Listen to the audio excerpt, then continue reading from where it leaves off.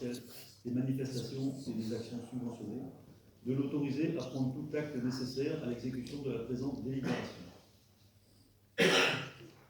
Merci, monsieur Lars. Donc nous allons passer au vote. Il y a des questions? Non. Est-ce qu'il y a des questions, pardon? Oui. Sa question. Donc on va passer au vote. Donc ceux qui approuvent la délibération se manifestent en levant la main.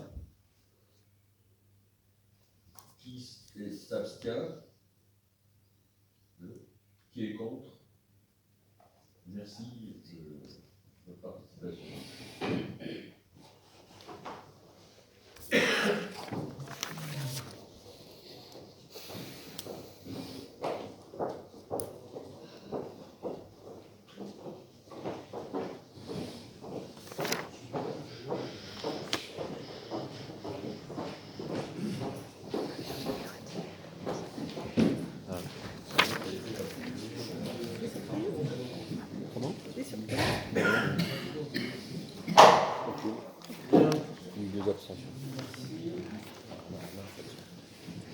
On va poursuivre avec la délibération numéro 11 sur donc l'adoption de la nomenclature budgétaire et comptable L57 au 1er janvier 2023.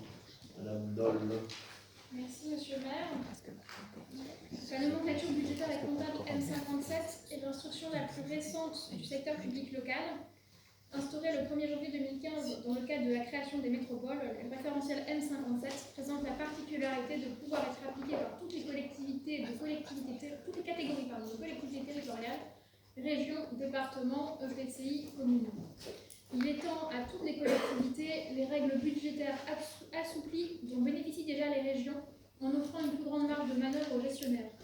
Ainsi, d'abord, en matière de gestion pluriannuelle des crédits, il permet la définition des autorisations de programme et des autorisations d'engagement, l'adoption d'un règlement budgétaire et financier pour la durée du mandat, le vote d'autorisation de programme et d'autorisation d'engagement lors de l'adoption du budget, la présentation du bilan de gestion pluriannuelle lors du vote du compte administratif.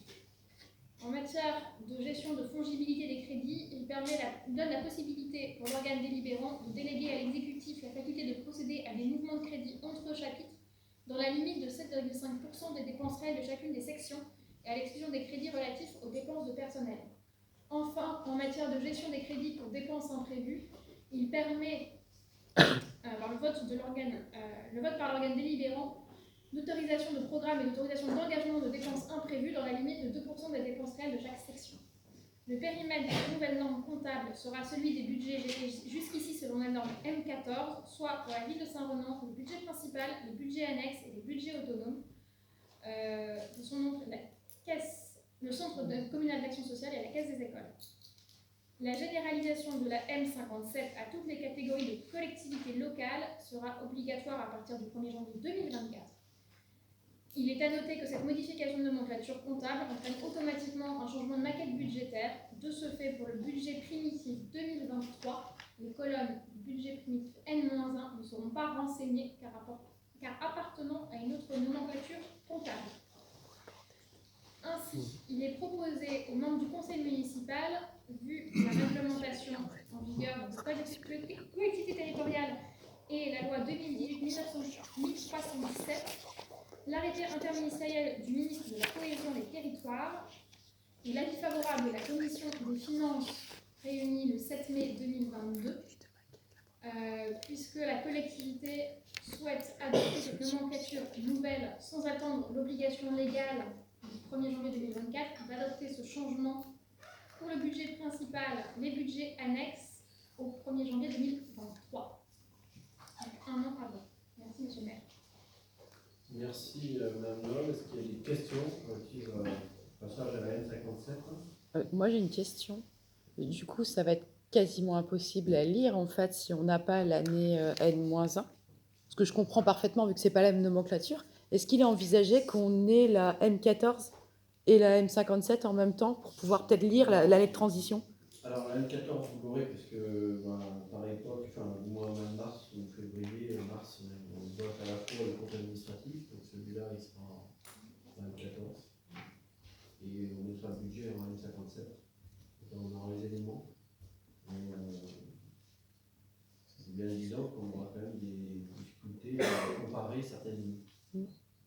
sous-chapitres, peut-être. Chapitre, ça passe, par contre, ligne à ligne, forcément, il y a des choses qui ne pourront pas être comparées. Mais chapitre par chapitre, il y a des modifications, mais moins, donc on retrouvera quand même des éléments.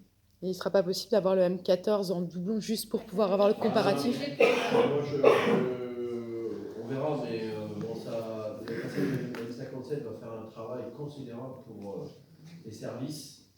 Hein, donc, on va aussi donner du travail qui pourrait être utile, mais qui n'est pas indispensable, parce que là, il va y avoir un apprentissage énorme. Ils ont déjà commencé. Ils ont déjà commencé, mais voilà, on sait que tous ces normes comptables, on les apprend bien quand on les pratique.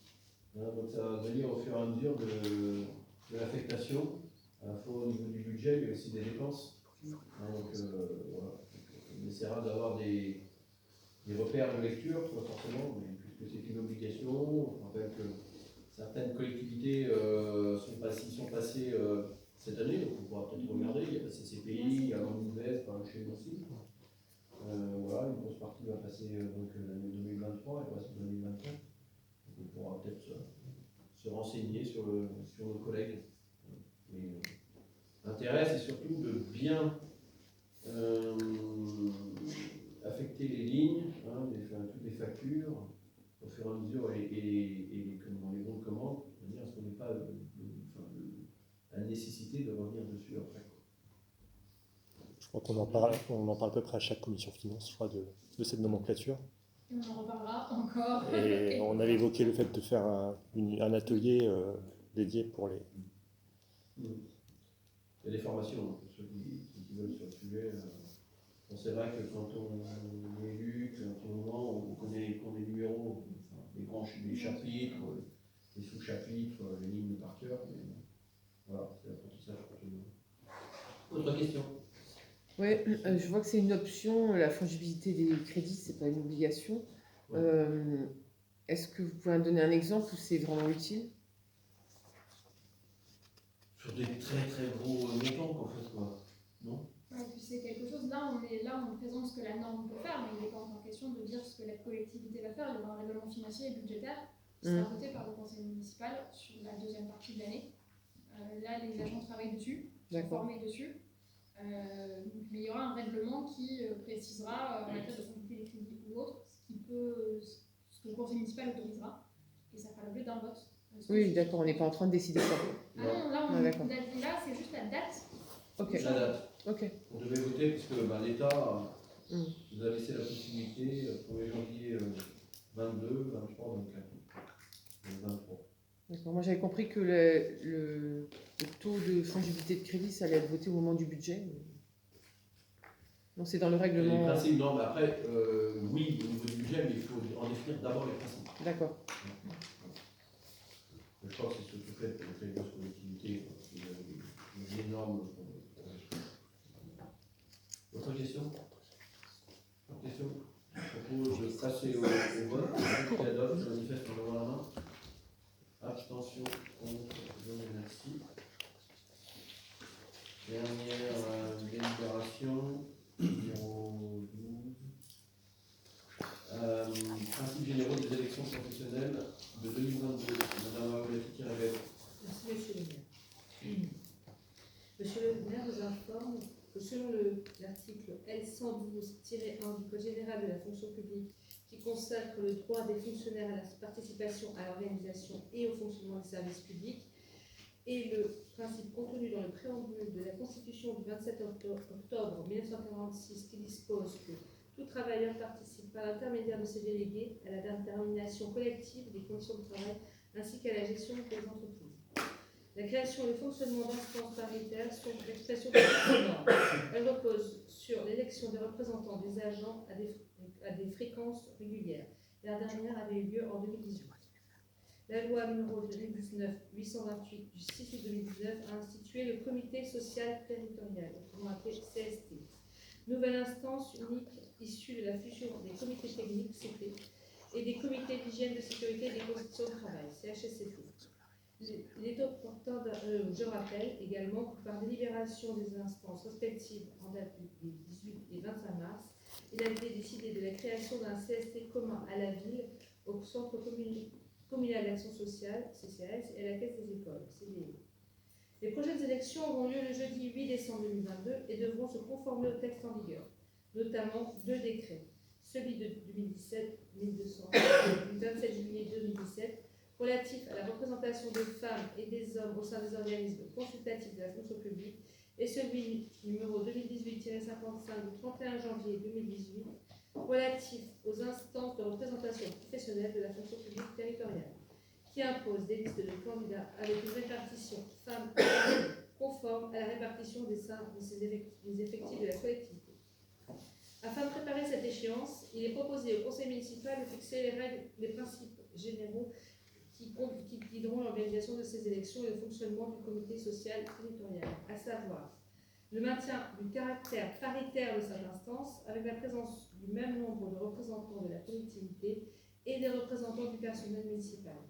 La confirmation de la position du conseil municipal sur le recueil de la voix délibérative du collège des représentants de la ville, du CCAS et de la Caisse des écoles. La fixation au nombre de 4 de représentants titulaires du personnel, considérant que l'effectif apprécié au 1er janvier 2022 servant à déterminer le nombre des représentants est de 96 agents. La prise en compte de la répartition femmes-hommes au sein des effectifs de la collectivité au 1er janvier 2022 pour la composition des listes aux élections professionnelles de 2022, à savoir 62 femmes et 34 hommes. Monsieur le maire vous propose de fixer à 4 le nombre de représentants titulaires du personnel et en nombre égal à celui des représentants suppléants, de maintenir le paritarisme numérique en fixant le nombre de représentants de la ville du CCS et de la Caisse des écoles égal à celui des représentants du personnel de la ville, du CCS et de la Caisse des écoles, titulaires et suppléants. De confirmer la position du conseil municipal sur le recueil de la voix délibérative du collège des représentants de la ville, du CCAS et de la Caisse des écoles, et de l'autoriser à prendre tout acte nécessaire à l'exécution de la présente délibération. Bien, merci. Est-ce qu'il y a des questions? Moi, j'ai quelques remarques, en fait. Aujourd'hui, le nombre de représentants était à 5 au CT et au CHSCT. Nous ne sommes pas favorables à une diminution du nombre de représentants par rapport à ce qui existe aujourd'hui. C'est voilà, une première remarque. Ensuite, cet organe a un rôle uniquement consultatif. Donc, il peut être saisi soit pour avis, pour recueil d'un avis, dans le cadre de la mise en place de projets, organisation des services, stratégie pluriannuelle de pilotage, rapport social unique ou plan de formation, soit pour information dans le cadre de la présentation d'un bilan. Donc on ne voit pas trop bien l'utilité de recueillir l'avis des représentants de la collectivité, puisqu'en fait, quand vous présentez un projet en avant aux agents, c'est que vous y êtes favorable et que vous cherchez à recueillir l'avis des représentants du personnel. Dans la mesure où cet organe de toute façon est consultatif, il n'y a pas besoin de rajouter l'avis des représentants de la collectivité. Le recueil de l'avis des représentants des agents suffit. Ça permet au moins de recueillir leur avis dans un positionnement de bienveillance sans leur mettre de pression. Ensuite, la troisième remarque, c'est que on a vu dans les comptes rendus de CT qu'il y avait 3 personnes du service RH qui étaient présents, dont le directeur général des services et la directeure générale adjointe, donc c'est les supérieurs des agents. Donc on estime que ça contribue ils ne doivent pas siéger normalement, donc on estime que ça contribue à accentuer la pression qui peut être mise sur les représentants et ça ne favorise pas l'émergence de leur avis. Bien, vous avez un certain nombre de doléances. Sur le nombre de représentants, de 50 à 200, entre 3 et 5. On est 96. Donc, je pense Oui, que 4 agents représentés, voilà. On a la possibilité de maintenir à 5. De 50 à 200, ça va de 3 à 5. Je rappelle que sur les élections d'il y a 4 ans, il n'y avait pas assez de candidats. On avait dû tirer au sort des candidats pour compléter les listes de représentants du personnel. Mais là, il y avait le CT et le CHSCT. C'est les mêmes. C'est les mêmes, parce qu'ils avaient commencé déjà à faire des listes communes. C'est juste qu'il y a un qui est titulaire, l'autre qui est remplaçant, qui est suppléant. Donc pas assez nombreux. Il y a 2 personnes qui y siègent qui, malgré tout, ne voulaient pas être candidats. Ils ne voulaient pas y siéger. Donc déjà, voilà, je pense que de 50 à 200, de 3 à 5, on est 96. Et compte tenu que la dernière fois, on n'avait pas assez de représentants du personnel, il a fallu tirer au sort. L'avis, bah si, bien sûr, l'avis de la collectivité, on est quand même tenu, voilà, en fonction d'avoir une gestion, dans la gestion des collectivités, il est bien évident que les élus aussi, c'est moi qui représente l'autorité territoriale, nous tous, par délégation et les décisions que vous prenez, c'est important, on est quand même là pour aussi défendre l'intérêt de la collectivité. Mais quand vous, Avec ses proposez une décision, quand Alors, vous proposez quelque chose, non, mais- ils savent très bien que c'est votre avis. Deuxième chose, déjà, vous parlez de pression, on a un dialogue constant avec les organisations et on n'attend pas d'avoir les CT, CHSCT et CST pour discuter avec les représentants du personnel. Parce qu'on s'en charge très régulièrement, on est à leur écoute. Voilà, il y a quand même des échanges permanents avec moi-même, avec les services. Après, vous parlez de pression, mais monsieur Gary, voilà, il y a des gens qui sont là autour de la table en réunion, elles n'ont pas déjà le droit de vote, elles sont quand même là, voilà, pour donc accomplir les tâches qui leur sont confiées, en fait, en tant que directeur. Mais je peux vous dire qu'il y a un très bon dialogue avec les représentants du personnel à Saint-Laurent. C'est mal connaître cette instance, en fait, franchement. Et puis on n'a pas attendu d'avoir ces CT, CHSCT et voilà, et tout ce qui est un peu réglementaire pour réunir, depuis 2 ans, on a déjà beaucoup réuni dans le cadre du Covid, où on a vraiment, voilà, surtout le CHSCT, voilà, multiplié les échanges par rapport à l'adaptation qu'on devait faire. Voilà, et je remercie bien sûr tous ces représentants et tous les salariés de la collectivité de l'adaptation. Hein, donc ils ont fait preuve depuis le 17 mars 2020. Ça fait 2 ans, hein, 2020. Voilà, donc ça fait, voilà, vous sous-entendez qu'il y a vraiment mais le contraire. Enfin, je trouve que c'est très très serein. Voilà. Et rien à voir avec ce que vous sous-entendez dans vos propos, en fait. Et on est très très content justement de réunir les représentants du personnel. Voilà, c'est qui est proposé aujourd'hui. Et l'avis du personnel, bien sûr qu'il faut l'avis des personnels, mais il faut aussi l'avis de la collectivité qu'on représente. C'est vrai dans toutes les collectivités, c'est vrai dans toutes les entreprises. Et le dialogue, il doit s'instaurer. On l'instaure, là, on discute télétravail, on discute mutuelle santé, voilà, ça se fait dans la concertation. L'assurance sanitaire, on discute aussi. Est-ce que vous seriez prêt à nous faire une place justement au niveau des élus pour qu'on puisse venir le constater? Non, je ne crois pas. C'est la confiance. Ouais. Est-ce que vous nous faites confiance? Dans les deux sens. C'est dans les deux sens. C'est la défiance permanente. Tout le temps. Je peux rajouter quelque chose? Je voudrais proposer un amendement à cette délibération. J'aurais souhaité proposer la création d'une formation spécifique, comme elle peut être créée, en fait, laisse la possibilité sur les collectivités de moins de 200 agents, lorsque les risques professionnels le justifient. Et je pense qu'on est dans cette configuration. On a constaté qu'il y avait beaucoup de départs volontaires et un taux d'absentéisme pour raison médicale qui était largement supérieur aux communes de la strate. Et on pense que cette formation spécifique permettrait de travailler sur le bien-être au travail et l'instauration d'un climat de bienveillance. Bon, au niveau de l'absentéisme, il faut qu'on ait plus d'attention d'absentéisme dans d'autres collectivités. Tout ça est public, il y a un rapport qui prouve que les 2 ans, aucun problème. Sur les formations, les agents, toutes les formations, voilà, on vote un programme de formation chaque année. Voilà, ça a été un peu perturbé forcément en 2020 et 2021. Là, ça reprend voilà, son cours aujourd'hui. Donc voilà, il y a bien sûr les chefs de service sont à l'écoute des besoins du personnel, à la fois aussi bien sûr sur des préconisations, hein, quand il y a des besoins. Et puis bien sûr aussi nous en tant qu'autorité territoriale, bien sûr à l'écoute et on continuera.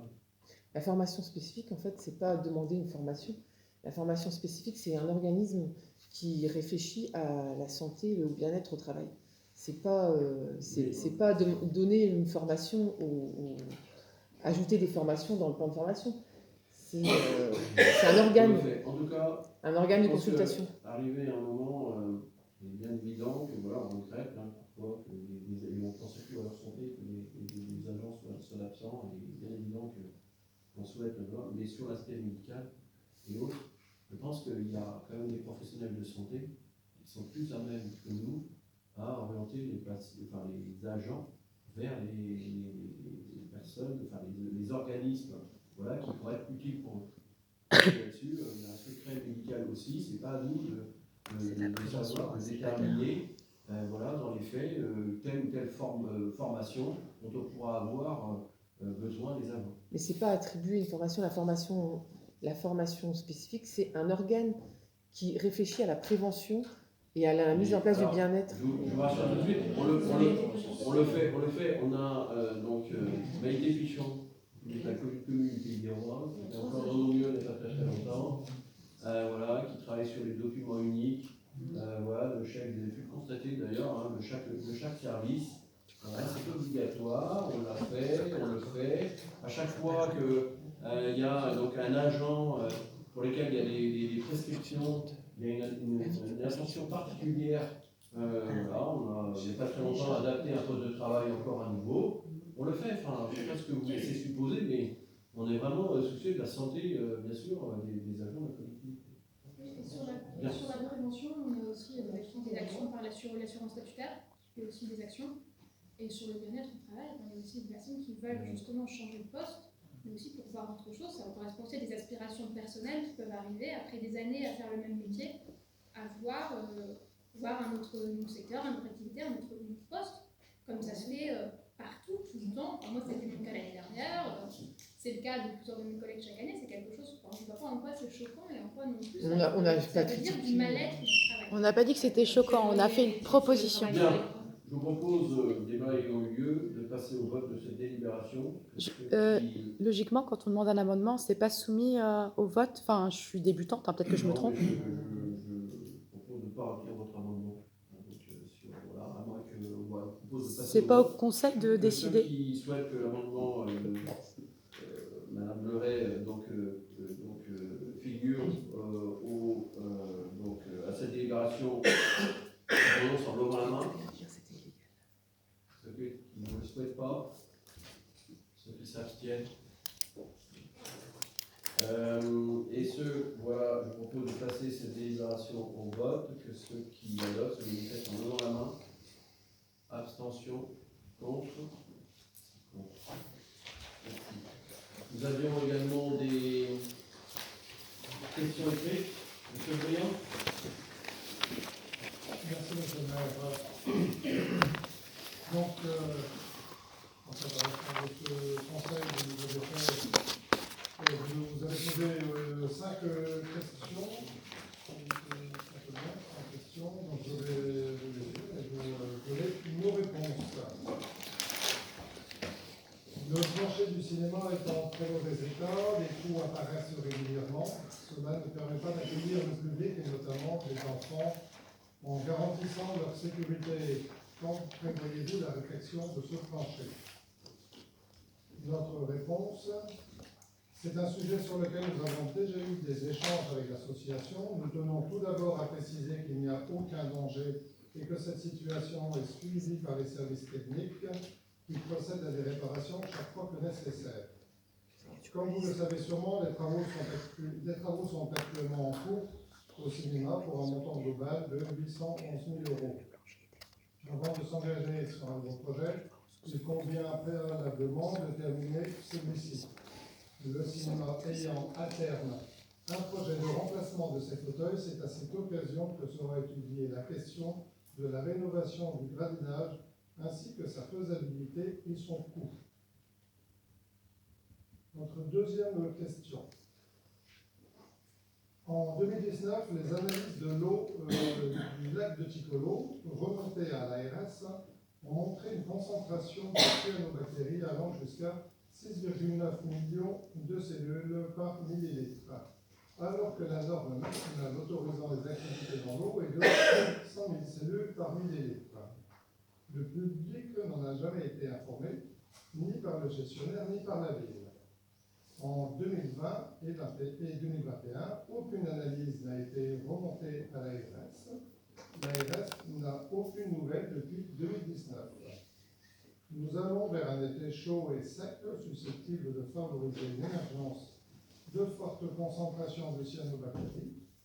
Nous sommes sur le domaine communal où la responsabilité de la ville est engagée. Comment se fait-il que la Convention ne prévoit pas que des analyses soient réalisées et remontées tout au long de la saison d'exploitation à la ville et l'ARS? De quelle manière le public sera informé de la qualité et de la conformité de l'eau? Notre réponse. L'ensemble des activités du domaine de Ticolo respectent la réglementation en vigueur et conformément aux conventions d'exploitation du site, elles se déroulent sous la responsabilité des gestionnaires. Ceux-ci ont la charge d'assurer la sécurité des usagers et d'effectuer les analyses lorsque l'ARS les demande, ce qu'elle n'a pas fait depuis 2019. La responsabilité de la ville ne saurait être engagée dans la mesure où l'interdiction de baignade est strictement respectée. Votre troisième question. Les taux de radon à l'école du Visac mesurés cet hiver à une période où les locaux étaient aérés en permanence sont de 922 becquerels par mètre cube. Le seuil de 300 becquerels par mètre cube est dépassé dans 8 zones sur 12. Est-ce que l'ARS vous a fait un retour d'un plan d'action prévu? Notre réponse, à ce jour, la municipalité n'a pas reçu de retour de l'ARS, mais reste vigilante quant à cette situation. Votre quatrième question. Monsieur Pollock a annoncé que la piste cyclable route de Ploerzel et route du Comté coûterait très cher car il y aurait beaucoup de goudron. N'est-il pas envisageable de réaliser une piste cyclable non goudronnée et d'utiliser une partie du cheminement existant dans le prolongement de la route du Menhir? Voici notre réponse. Tout d'abord, M. Pollock n'a pas tenu ses propos. La piste cyclable à laquelle vous faites référence ne coûtera pas spécifiquement plus cher que les autres.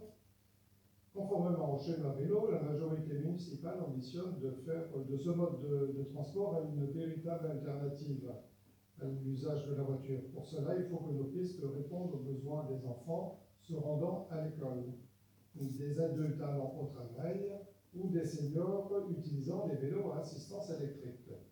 Les déplacements du quotidien doivent être le plus direct possible, être sécurisés. On ne peut pas arriver à son travail couvert de boue. Nous entendons donc poursuivre les projets tels que nous les avons définis. Votre cinquième question. Qu'est-ce qui est envisagé pour l'école Diwan pendant les travaux du projet de la place aux chevaux, étant donné que le projet d'intention de l'ENATIS prévoit la destruction de la salle de sieste et de la cantine et empiétera nécessairement sur la cour, alors que le nombre d'élèves est en augmentation et qu'ils sont déjà à l'étroit. Notre réponse. Ainsi qu'évoqué par M. le maire en début de conseil municipal, un projet de déménagement de l'école Diwan sur le site de l'ancien collège Kerzoir a été acté avec toutes les parties prenantes, l'association des parents d'élèves, le gestionnaire de l'école et l'éducation nationale. Il a été présenté au conseil d'administration de l'école qui a fait part de sa grande satisfaction quant à cette proposition. Ce projet est aujourd'hui en cours de définition concernant ses modalités, mais toutes les parties sont d'accord pour le mettre en œuvre. Voilà, monsieur le maire. Bien. Je vous remercie. Question, sa réponse. Sauf incident, le prochain conseil municipal aura lieu le lundi 4 juillet. Ici. J'espère que je suis pas en vacances.